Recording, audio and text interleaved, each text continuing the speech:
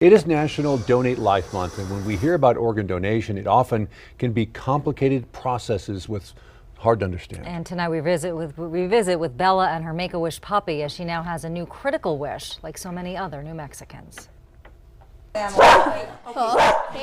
To most, that's just the sound of some loud, feisty barking. To 20-year-old Bella, it's the sound of love. Captain Hook is Bella's dream come true, made possible through Make-A-Wish 2 years ago. And there, everyone surprised me. You were there, Annie was there, Hook was there. Oh my gosh, I just had so many emotions. He's yours. Oh my God. I remember Hook took to you right away. Yes, he was licking me all over. Bella calls Hook a great light in her marathon. That marathon started in 2018 when Bella was rushed to the hospital with kidney failure caused by a rare autoimmune disease.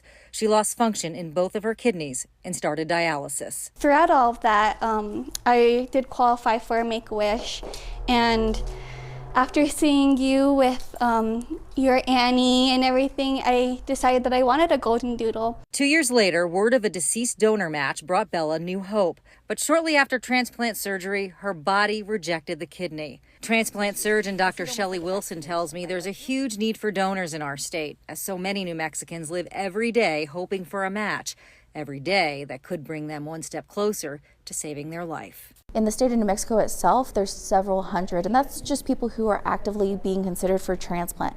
There's still a high number of patients who are in the process of being worked up for a transplant, and a lot of people who have end-stage renal disease whose life are dependent on dialysis. In Bella's case, this time around, her doctors say a living donor likely means a better outcome, and it's much faster. One of the big differences is the timing.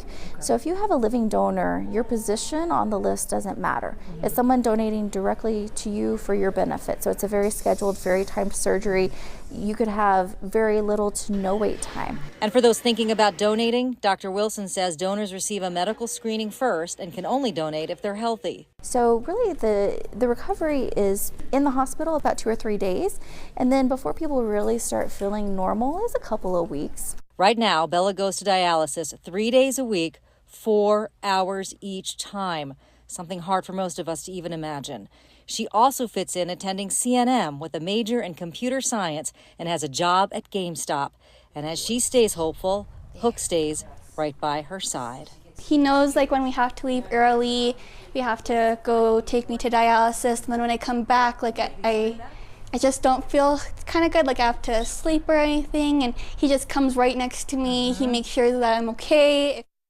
It's a fun afternoon to see her. Right now, Bella's waiting to hear if her mom can donate. To learn more about her story, I've posted links on my Facebook and Instagram pages.